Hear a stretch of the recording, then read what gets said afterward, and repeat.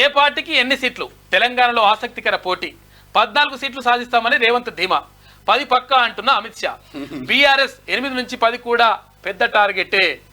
Ground లెవెల్లో కాంగ్రెస్ కు ఆదరణ. బీజేపీ అగ్రనేతలు తెలంగాణకు క్యూ కడతా ఉన్నారు. ప్రచారాన్ని పరుగులు పెట్టిస్తున్న వైనం. పీక్ స్టేజ్ లో ఎన్నికల ప్రచారం ఇక జోరందుకుంది.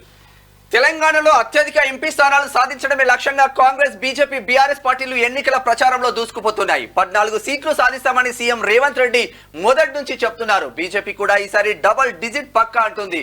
ఓ దశలో కమలం పార్టీ 17కి 17 అనే నినాదం ఎత్తుకుంది. ఈసారి హైదరాబాద్ కూడా మాదేనని ధీమా వ్యక్తం చేసింది. అయితే ప్రచారంలో వాస్తవ పరిస్థితులు కళ్లకు కట్టడంతో కమలం పార్టీ కాస్త రియాలిటీలోకి వచ్చినట్లు కనబడుతుంది.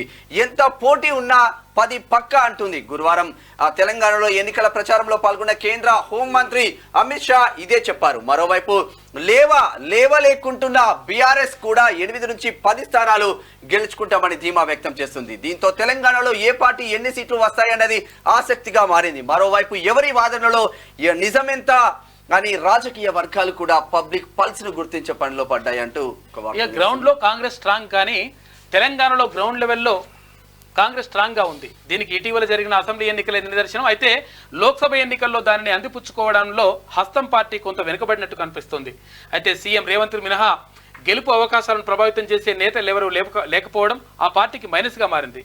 ఆయన ఒక్కడే లోక్సభ ఎన్నికల్లో సుడిగాలి పర్యటనలు చేస్తూ పార్టీలో జోష్ తీసుకొస్తున్నాడు. అయితే బయట జిల్లాలను కవర్ చేస్తూనే గ్రేటర్ పై ఫోకస్ పెట్టారు. మంత్రులు ప్రచారం చేస్తున్నా క్యాడర్ ఆశించిన రీతిలో ప్రచారం చేయలేకపోవడంతో రేవంత్ చెప్తున్నట్లుగా 14 సీట్లు పక్కానా అనే అనుమానం కలుగుతోంది. తాజాగా సమీకరణాలను లెక్కలోకి తీసుకుంటే హస్తం పార్టీకి 8 నుంచి 11 సీట్లు పక్కా అన్నది విశ్లేషకుల అంచనా. అయితే ఆఖరి 2 రోజులు చాలా ముఖ్యం.